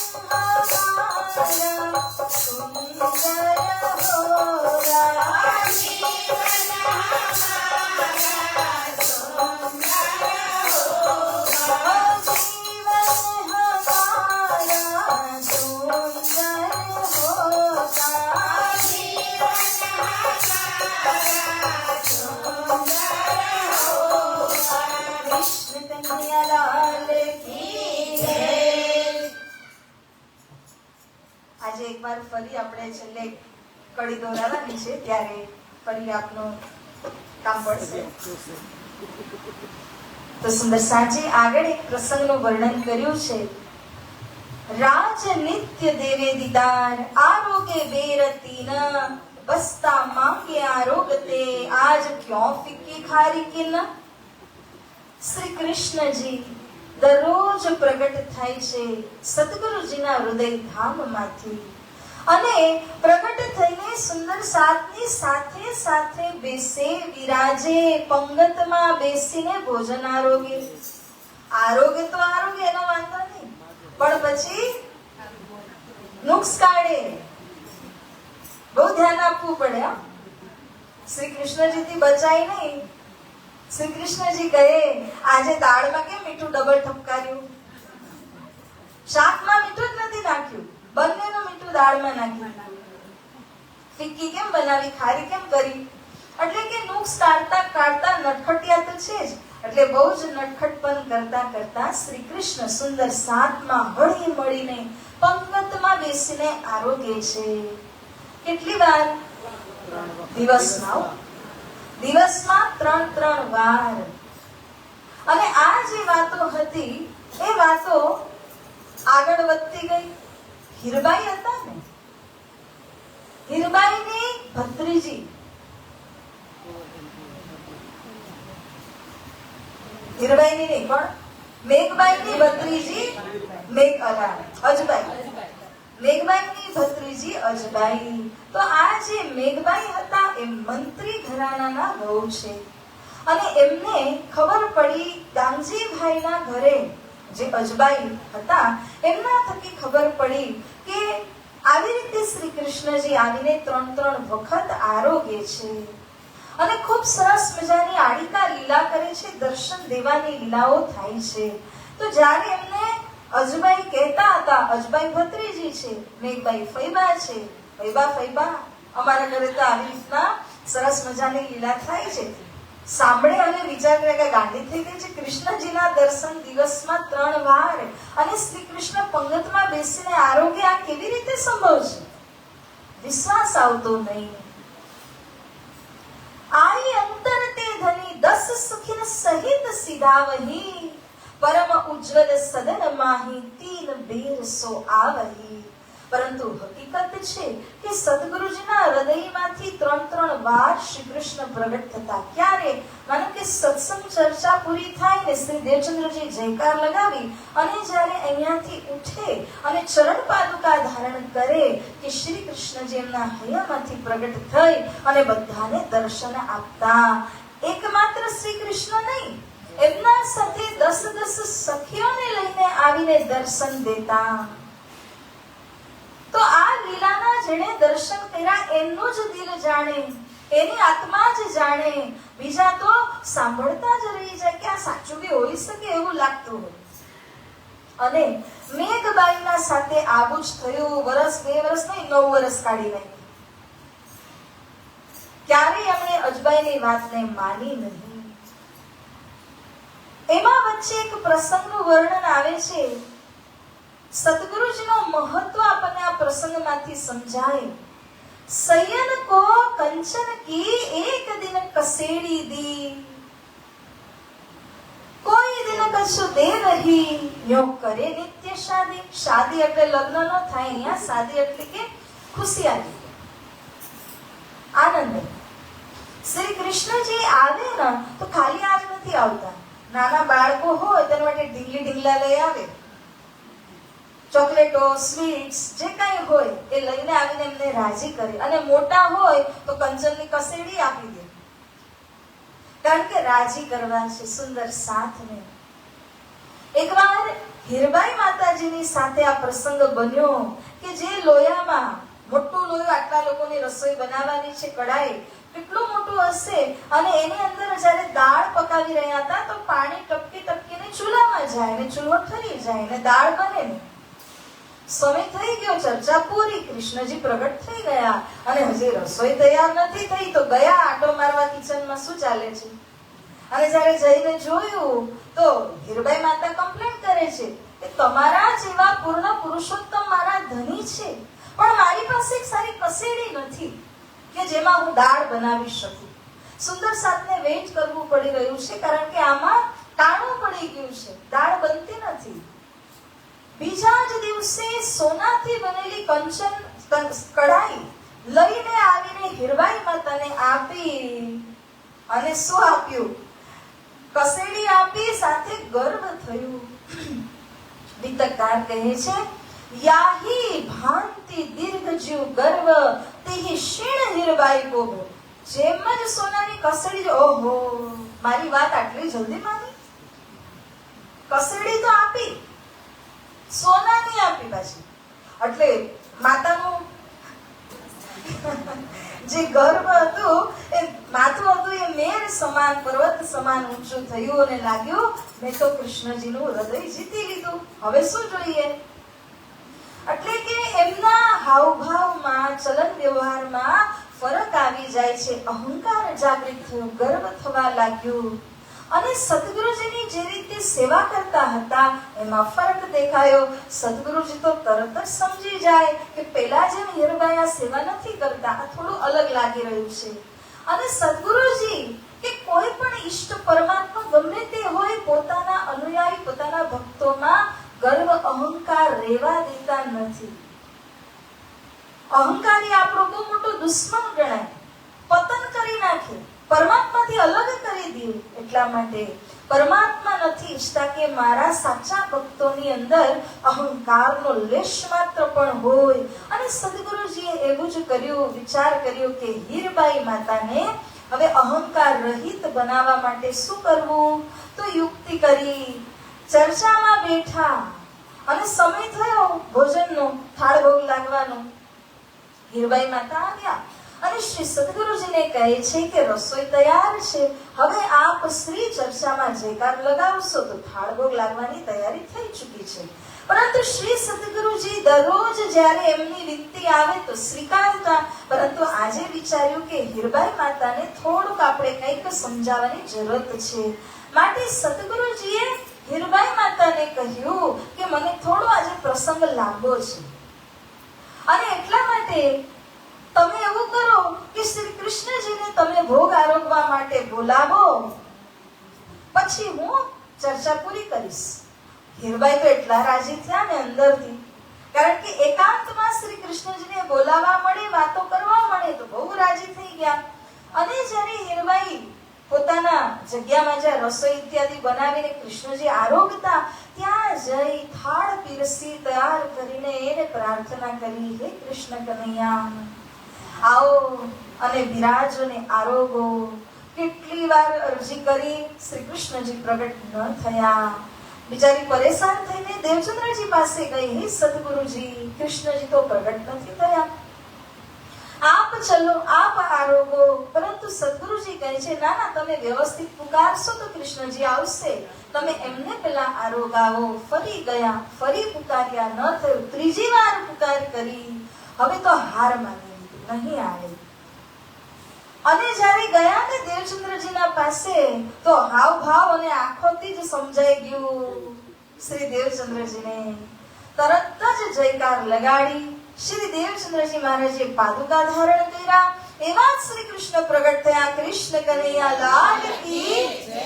શ્રી કૃષ્ણજી પ્રગટ થઈ અને હવે જ્યારે ગયા ને તો હીરબાઈ વાત કરવા તૈયાર નહીં. અને પછી શ્રી કૃષ્ણજી પૂછે છે કેમ છો? હીરબાઈ કહે છે શું કેમ છો? કેટલી વાર બોલાવ્યા, ત્યારે કેમ પ્રગટ ન થયા? તો કહ્યું આજે મને ચર્ચામાં દેરી હતી, સમય લાગવાનો હતો. તરત જ હીરબાઈ સમજી ગયા કે કૃષ્ણજી જ બેસીને ચર્ચા કરી રહ્યા છે સદગુરુજીમાં. અને અગર હું ધારું કે શ્રી કૃષ્ણજીને અલગથી બોલાવું તો સંભવ નથી. સદગુરુજીના દિલને જ્યાં સુધી નહીં રીઝાવું ત્યાં સુધી શ્રી કૃષ્ણજી પણ પ્રગટ થવાના નથી નથી ને નથી. કૃષ્ણ કનૈયા લાલ કી જય. તો આવી રીતના જ્યારે હીરબાઈ માતા સમજી ગયા, એમના અંદર જે ગર્વ આવ્યો તો કે મેં કૃષ્ણજીને જીતી લીધા, હવે સમજ પડી કે સદગુરુજીના દિલને રીઝાવ્યા વિના શ્રી કૃષ્ણજીને આપણે જીતી શકવાના નથી. અને ત્યારથી ગર્વ અભિમાનને બાજુએ મૂકીને હીરબાઈ માતા શ્રી સદગુરુજીના પ્રત્યે પૂર્ણ રૂપથી સમર્પિત થઈ જાય છે. હવે સુંદર સાજી એક અહીં પ્રસંગ બન્યો લીલબાઈ માતાનો. લીલબાઈ માતા સદગુરુ ધનિશ્રી દેવચંદ્રજી સાથે વિવાહિત ભુજનગરથી જ પૂર્ણ પરિચય ધની દેવચંદ્રજીનો હતો. અને બંને રીતે લૌકિકમાં પણ સદગુરુજી એમના ધની છે, પારલૌકિક રીતે ગણો તો પણ એમના ધની છે. અને લીલબાઈ માતા એ પરમધામની સખીઓમાં હતા. સમય આવ્યો અને શ્રી કૃષ્ણજીએ લીલબાઈને કહ્યું કે હું તમને પરમધામ લઈ જઈ 16 શૃંગારથી સજીને કાલે તૈયાર રહેજો. હા, કહીને તો ગયા. અને જેમ જ લીલબાઈએ વાત કરી દેવચંદ્રજી મહારાજને, તો શ્રી દેવચંદ્રજી કહે છે કૃષ્ણજીએ તો કહ્યું, પરંતુ બંને બિહારીજીને જમુનાનું શું એ તો પૂછો. લીલબાઈ જ્યારે પૂછે છે શ્રી કૃષ્ણજીને, તો કહ્યું ગાંગજીબાઈ સાચવશે, તમે ચલો. તો ગાંગજીબાઈના હવાલે કર્યા બંનેને. અને જ્યારે સમય આવ્યો કે કૃષ્ણજી પ્રગટ થાય ને, એવી રીતે સદગુરુજીના હૈયામાં બેસી પણ જાય. તો જ્યારે શ્રી સદગુરુજીના હૃદયમાં બેસવા ગયા ત્યારે લીલબાઈને લઈ જવાના હતા પાછા. એટલા માટે લીલબાઈ માતાને તૈયાર રહેવાનું કહેલું હતું. હવે જ્યારે લીલબાઈ માતાને જવાનો સમય આવ્યો ત્યારે સદગુરુજી કહે છે, હે લીલબાઈ, તમે જઈ તો રહ્યા છો પરમધામ, તો કૃષ્ણજીના દર્શન સુંદર સાથને તમારા વતી કરાવું. તમારા ધામ ગમન જવાના ખુશિયાલી નિમિત્તે કરાવું. આ પણ ખુશિયાલી છે ને. સંસાર છોડી માયા છોડીને ધામ જવું એ રડવાનો પ્રસંગ નથી, આનંદનો પ્રસંગ છે. તો તમે દર્શન એ નિમિત્તે કરાવો. તો લીલબાઈ માતા શ્રી કૃષ્ણજીને વિનંતી કરે છે કે શ્રી દેવચંદ્રજી કહી રહ્યા છે કે બધાને દર્શન કરાવો ને આ નિમિત્તે. શ્રી કૃષ્ણ કહે છે કે આવી રીતે દર્શન નહીં મળે. તમે દાવો લઈને કહેશો કે હું તમારી ધન્યાણી છું ને મારા ધામ ગમનની ખુશિયાલીમાં તમે દર્શન આપો સુંદર સાથને, તો જ હું દર્શન આપું. બાકી હું દર્શન ખાલી સદગુરુજીએ તમને કહ્યું, તમે મને કહો છો એવી રીતે હું દર્શન નહીં આપું. લીલબાઈ માતાએ તરત શ્રી કૃષ્ણજીએ જે ખેસ ધારણ કરી હતી એને અચર કહેવાય. એ અચરને પકડીને, ખેસને પકડી અને દાવો લઈને માંગ્યો, હે શ્રી કૃષ્ણજી, તમે દર્શન આપો સૌ સુંદર સાજીને મારા ધામ ગમનની ખુશિયાલી નિમિત્તે. અને શ્રી કૃષ્ણજી બધાને ત્યારે દર્શન આપે છે. કહેવાનો આમાંથી સાર શું નીકળે છે કે ધામધણીજીના પ્રત્યે આપ જ્યારે ધન્યાણી તરીકે સમર્પિત છો, તો ધન્યાણીના ભાવથી ધણીને રજૂઆત કરી શકાય. અને એ જ ભાવથી રજૂઆત કરવી જોઈએ.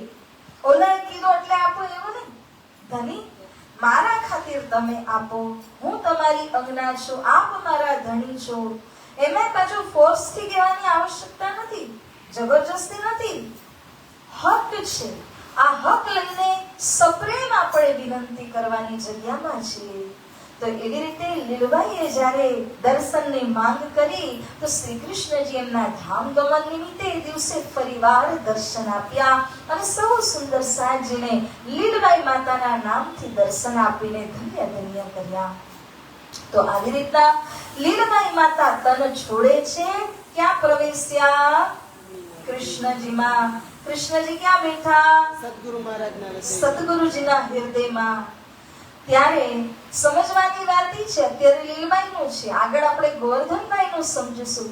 આ જે આત્માઓ સદગુરુજીના સમયમાં તન પરિત્યાગ કરે છે, એ કૃષ્ણમાં ને કૃષ્ણ સદગુરુજીમાં વિરાજિત થાય છે. એટલે કે બધી આત્માનું મળવાનું કેન્દ્ર સદગુરુજી છે. સદગુરુજી શ્રી પ્રાણનાજીના હૈયામાં બેસે છે. આગળની વાત હજી આગળ સમજીશું. અત્યારે આટલું સમજી લેવાનું છે.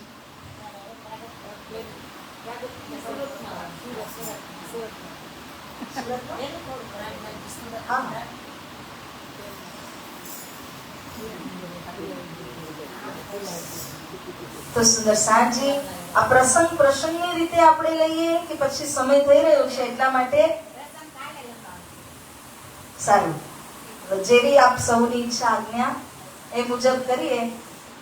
પ્રસંગ એ છે કે શ્રી મહારાજ અને સદગુરુજીનો મિલાપ પ્રસંગ જે બને છે ખીજડા મંદિરમાં. અને એનાથી પહેલા જે નવતનપુરી ધામની સ્થાપના કરવામાં આવી તે કેવી રીતે થઈ એ ઘણો મોટો પ્રસંગ છે. પરંતુ આજના દિવસની વિશેષતા કહીએ તો એ છે કે જે અમાસનો દિવસ અને શ્રીજી મહારાજ શ્રી પ્રાણનાથજી જ્યારે સુરત શહેરમાં મુબારક કદમ ધારણ કરીને પધાર્યા, આપણા જીવનને અને આપણું બધું જ તન મન ધન એમના પ્રત્યે સમર્પિત આપણે કર્યું છે, એમણે આપણા જીવનને ધન્ય ધન્ય બનાવ્યું. તો આવો આપણે પણ એ ઘડીનું સ્મરણ કરીએ કે કેવી રીતે શ્રી પ્રેરણાજી સદગુરુજીના શ્રી ચરણોમાં આવ્યા. એ તો સંક્ષિપ્તમાં અને સુરત શહેરમાં એમનું જે આગમન થયું છે એના ઉપર ટૂંકમાં આપણે એ પણ ચર્ચા કરીએ.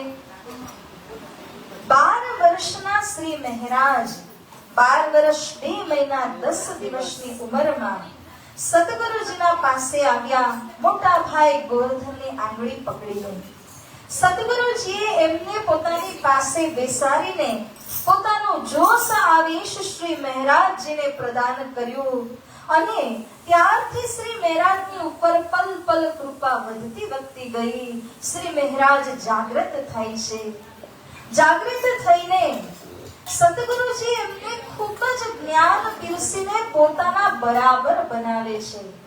કારણ કે ભવિષ્યની જિમ્મેદારી એમને દેવાની છે, તો શાકુંતલ સુકુમારાદી સખીઓની જિમ્મેદારી એમને આપી.